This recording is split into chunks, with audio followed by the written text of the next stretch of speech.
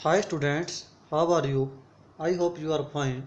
Today we learn 7th class Science Chapter 8 Wind, Storm and Cyclone. Today we discuss exercise question answer. देखिए, filling the missing word in the blank spaces in the following statement. मतलब कि filling the blank हैं ये करेंगे हम एक करके देखिए। वाइंड इज ब्लैंक एयर, यानी कि मूविंग एयर को हम क्या बोलते हैं? Wind. Wind are generated due to blank heating of earth. Earth का अलग अलग जो टेम्परेचर होता है, अलग अलग जो गर्म होती है, उसको क्या बोलते हैं? अनइवन। उसकी वजह से क्या होती है भाई?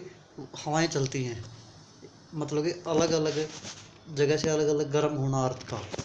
Never the earth surface blank air rise up where blank air come downs.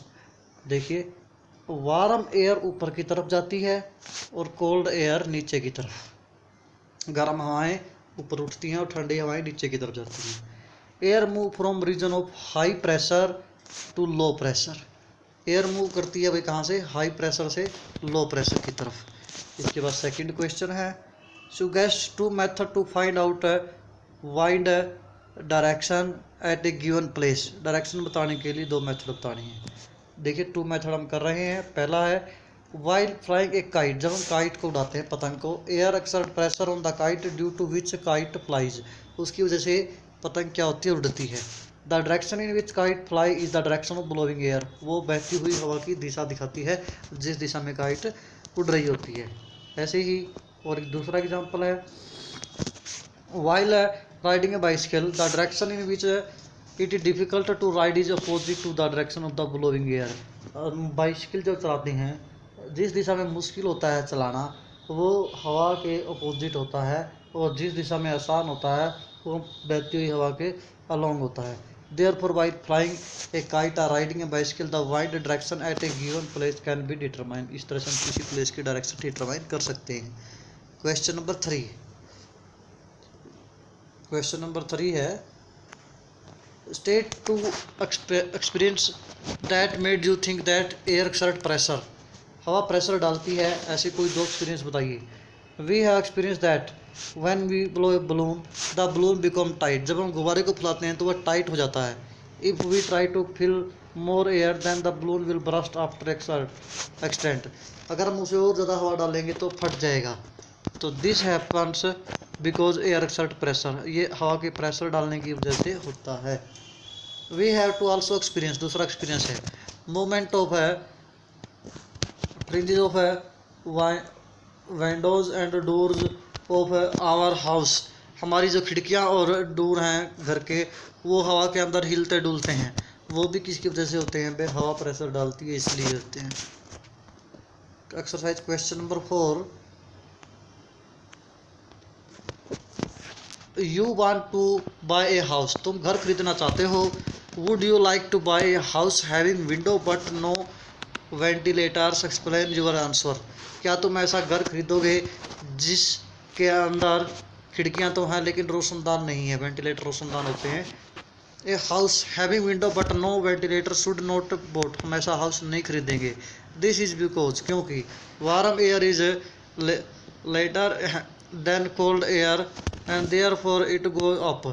देखिए, जो हल्की होती है गर्म हवा और वो ऊपर उठती है।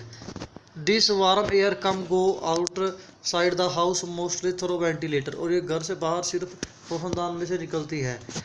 If there are no ventilator then the warm air can not go outside. और गर्म हवा बाहर नहीं निकलेगी, इसलिए वेंटिलेटर होना ज़रूरी है। इसके बाद एक्सरसाइज क्वेश्चन नंबर 5, देखिए, explain why hole are made in hanging banner and holding. जो बैनर बनाते हैं कोई भी एडवर्टाइजमेंट के लिए, होल्डिंग बनाते हैं पोस्टर वगैरह, उसके अंदर होल किए जाते हैं। क्यों किए जाते हैं? देखिए, एयर एक्सर्ट प्रेशर, हवा प्रेशर डालती है। Wind blowing in high speed में break or displace many things. अगर वो तेज स्पीड जाती है तो कोई चीज़ों को फाड़ सकती है या डिस्प्लेस कर सकती है।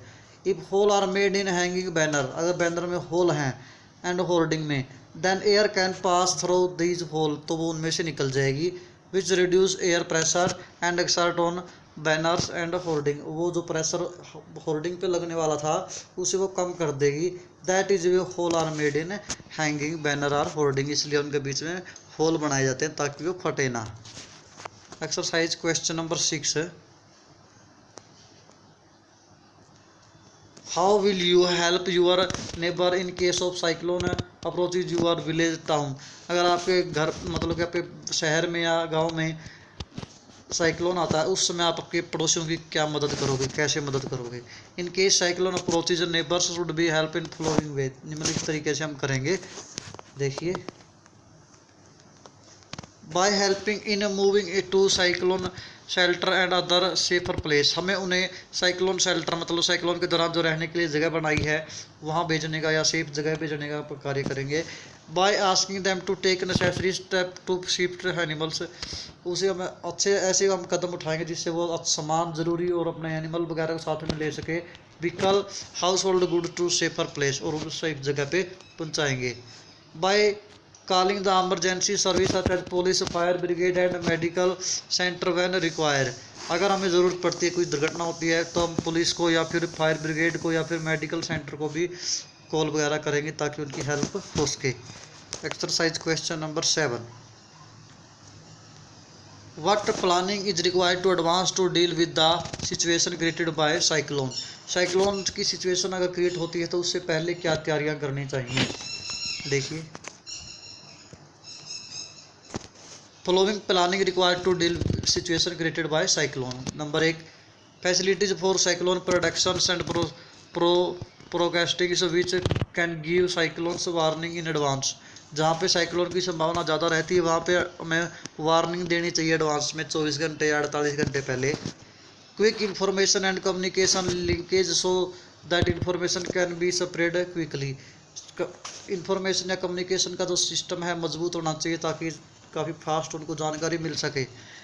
Construction of cyclone shelter and arrangement for moving people to safer place for safety during cyclone, हमें पहले से ही अरेंजमेंट करना चाहिए उनके रहने का ताकि अगर साइक्लोन आता है तो उन्हें सेफ प्लेस पे आसानी से पहुंचाया जा सके। इसके बाद नेक्स्ट क्वेश्चन है question number 8, which of the following place is unlike to be affected by cyclone, ऐसा कौन सा प्लेस है जो साइक्लोन से अफेक्टेड नहीं होता। चेन्नई में भी साइक्लोन आते हैं भाई, मैंगलोर में भी आते हैं, समुद्र के किनारे में ये पुरी में भी साइक्लोन समुद्र के किनारे पे आता है, अमृतसर समुद्र के किनारे पे नहीं है, तो इसका ऑप्शन क्या आएगा, अमृतसर में नहीं आते हैं साइक्लोन। Question number